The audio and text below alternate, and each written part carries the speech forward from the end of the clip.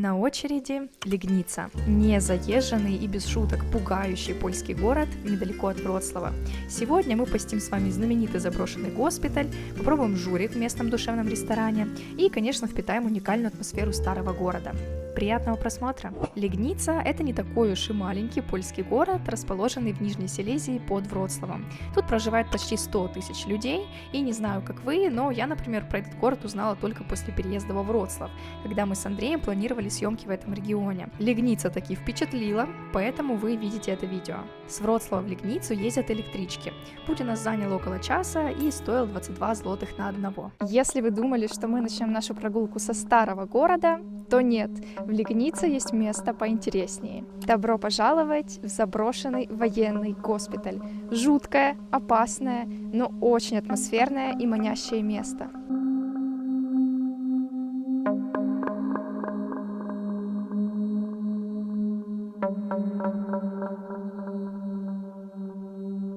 Больничный комплекс был построен в 1929 году немцами, а после войны перешел в руки советской армии.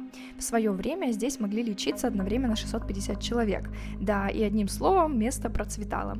Как бы это странно ни звучало в контексте больницы. Но в 1993-м госпиталь был заброшен. Продать его не удалось, а ремонт было делать дорого. Поэтому место медленно увядало. Осталась только охрана, но и она перестала работать, что привело к еще худшим последствиям. Мы с вами находимся не просто в больнице. Это прям отдельный больничный город с множеством зданий и отделений, и чтобы его полностью обойти, может потребоваться целый день. Но мы ограничены по времени, поэтому быстро пройдемся по самым интересным местам. Первое здание, куда мы попали, это главный корпус госпиталя, собственно, самое большое здание всего комплекса. Здесь работал изолятор с инфекционным отделением, где лечили больных. Само здание состоит из 3 этажей и подвала, куда мы, надеюсь, тоже спустимся. Честно говоря, я ожидала, здесь будут хоть какие-то люди. И в целом, типа, выходной день, и туристы сюда ходят, ну, такие вот заинтересованные немножко с прибамбахом, как и мы. Но тут вообще никого нет. Я даже не знаю, радоваться этому или бояться. Мало ли, кого мы тут встретим. Как вы поняли, следующая постройка — это спортивный бассейн. Наверное, самое или одно из самых атмосферных мест за счет того, что оно большое, пустое и вот сплошное. Плюс в середине есть такой вот бассейн, где куча мусора, застоявшаяся вода, всякие там непонятные вещи. Вода стекает вовсю. И также тут можно посмотреть раздевалки, ну, точнее, остатки, руины раздевалок и душевых. И такое ощущение, что это место горело. Вот мы с вами проходили, и вы видели, что там было черное, в принципе, так темно. Но интересно. Думаю, вам тоже. Ну и еще одно место, которое здесь нельзя пропустить. Это, конечно, часовня с моргом. Да, место жутковатое, но мы с Андреем уже привыкли, погуляв по главному корпусу. Теперь нам ничего не страшно. Здесь находится вот такой вот алтарь. Здесь что-то подобие стола или чего, даже не знаю, что это такое. Но раньше здесь было больше медицинского оборудования. И дальше там еще находится комнатка, где лежали трупы. Шли мы, шли и нашли новое место. Скорее всего. Ну, судя по всему, это здание было кинотеатром. Здесь такие вот ступеньки. Там был экран или сцена, что? Неважно. Вот. Но на картах этого места почему-то нет. А так ходили и увидели. Также на территории находились прачечная, автосалон, общежитие для персонала и магазины. Этот госпиталь был действительно отдельным самодостаточным городом, где были доступны все необходимые услуги. Пациенты могли делать покупки в магазинах, а врачи жить в отдельных помещениях. Ну и напоследок предлагаю опуститься все-таки в подвал. Мы тут нашли вход, на самом деле входов здесь с разных сторон очень много. Ой, сразу сыростью понесло.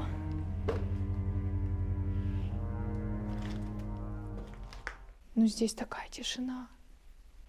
Такая вот атмосферка. Страшно все-таки здесь. Страшно ходить. Чем глубже, тем страшнее, потому что оно как бы тихо, темно.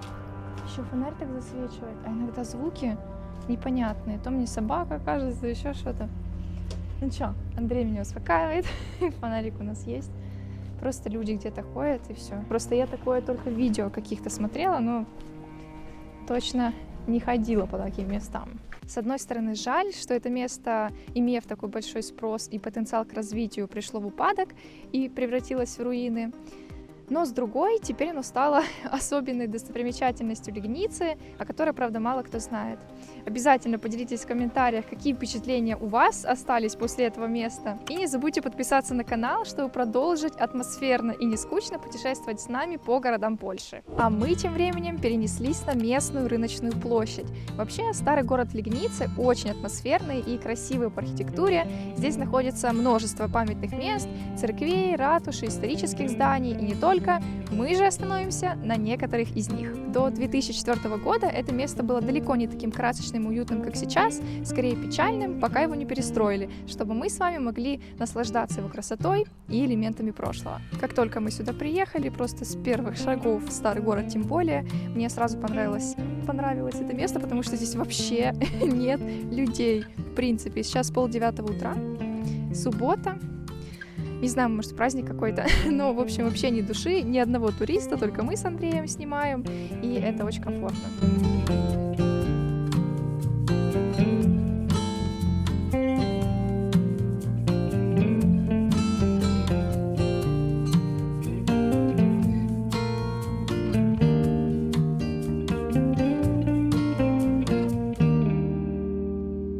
Просто посмотрите, какое красивое здание.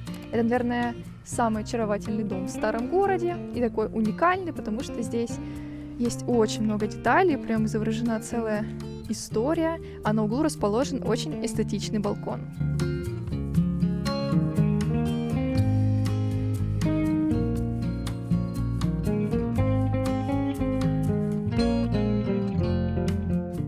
Возле старой ратуши находится 8 селедочных домиков. Их название связано с торговцами сельдью, которые еще в средние века вели здесь свой бизнес. Тут же находится и колодец влюбленных, который был создан в 17 веке. Делаем 2 шага, ну или чуть больше, и, собственно, попадаем на старую ратушу. Кстати, интересно, что в Лигнице есть 2 ратуши, старая и новая. Запомните, как выглядит старая. Из всех духовных мест хочется выделить собор святых Петра и Павла. Очень величественное здание, которое вы точно не пропустите, гуляя по старому городу. Как этот собор, так и селедочные домики мне очень напоминают Гданьск. Если вы смотрели выпуск про старый город Гданьска, то наверняка вспомните церковь Святой Марии, которая, очень похожа на эту, и в целом архитектурный стиль самого города. А еще сразу возле собора находится маленький уютный скверик, где можно передохнуть во время прогулки. А вот и новая ратуша. Если бы я не знала, я могла бы легко их спутать, потому что, как по мне, это выглядит постарее. Ну и куда без знаменитого Юлика. На самом деле Юлик — это не единственная скульптура лигницкого скульптора. Эдвард Мировский создал целую серию, которая называется «Дети Лигницы». Первым появился Юлик, за ним пошел Флорик, и эдак завершил трио.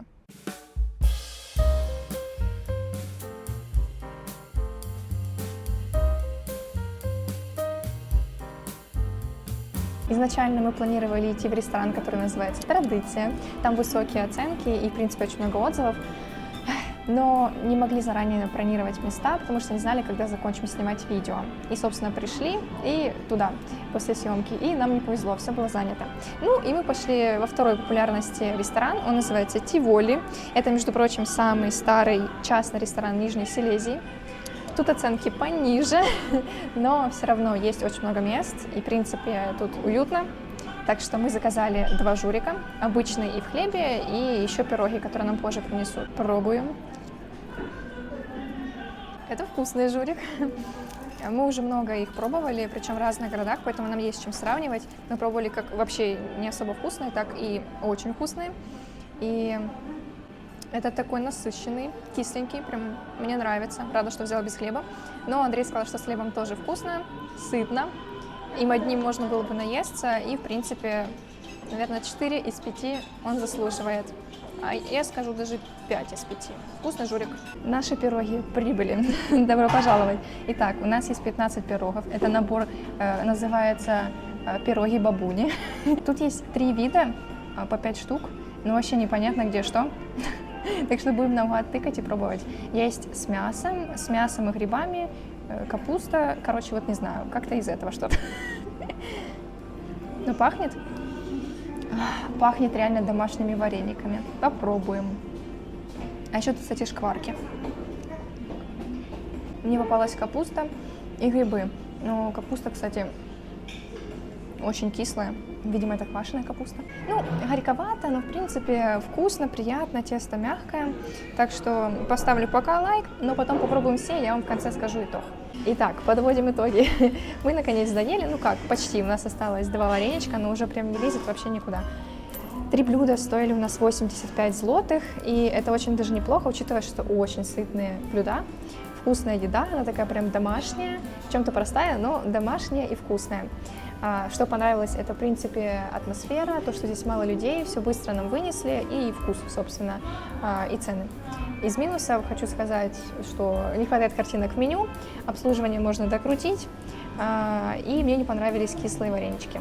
Вот. А так, в целом, здесь хорошо. 4 из 5. 4 это очень хорошо, в принципе, оценка, а 5 это уже когда слишком вау. Еще одна интересная локация Лигницы – это замок Пястов, один из старейших замков Польши, история которого доходит аж до 8 столетия. Сначала это был оборонительный пункт, который перерос в замок, а точнее замки, потому что за всю историю чего здесь только не происходило. Замок видоизменялся, сгорал, восстанавливался, снова сгорал, снова восстанавливался, обновлялся, достраивался и снова расширялся. Сменялись владельцы, влияли внешние факторы, благодаря чему за все эти столетия замок Пястов обрел 5 архитектурных стилей: романский, готику и неоготику, ренессанс и барокко. После таких богатых историй мест удивительно осознавать, какую трансформацию оно проходило и сколько людей к нему прикоснулось. Продолжаем нашу прогулку по Лигнице, и я, как любитель парков, не могла пройти мимо Козьего пруда. Когда-то давно здесь пасли коз, а сейчас здесь обитают уточки и лебеди. Казалось бы, с обоих сторон здесь ездят машины, и в целом этот парк, точнее, конкретно этот пруд не такой уж большой.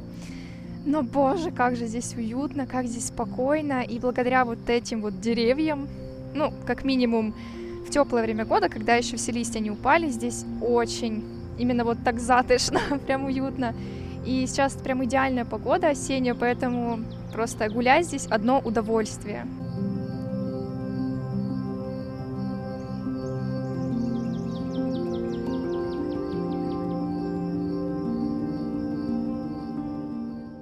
Но если Козий пруд был зеленой демоверсией, то городской парк можно назвать полный, а точнее его продолжением через дорогу. Это очень старый парк, который, как и замок Пястов, уходит к средним векам. Но парк это парк, поэтому предлагаю опустить все скучные факты и просто насладиться его осенней атмосферой.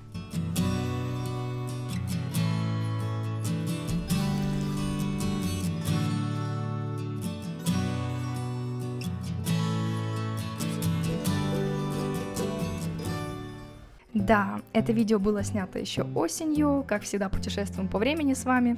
Ну и представьте, как здесь красиво летом. Я, как фанат пикников, с радостью бы тут отдохнула. Кстати, если вы тоже такой фанат и планируете купить, например, мангал, Е-каталог будет вам в помощь.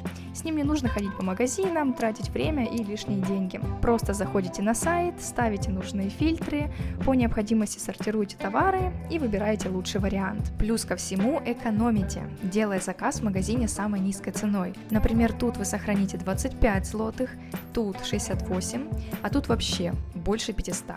И таким образом с каждым заказом вы будете сохранять часть денег и времени. А кроме мангалов, вам доступны больше 100 разных категорий. Ссылку на платформу оставлю в описании. Обязательно пользуйтесь, как в Польше, так и в Украине.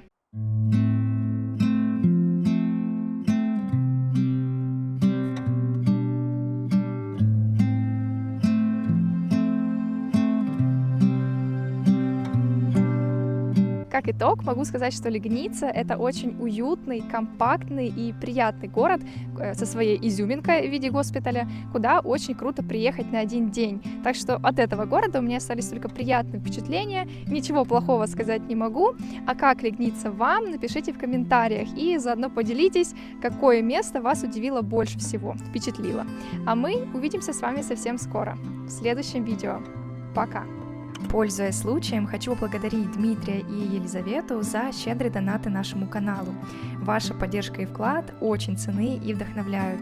И да, видео про взрослых обязательно будет, оно стоит в очереди. А если вы тоже хотите стать причастными к следующим видео, ссылку на донат можете найти в описании. Скоро увидимся!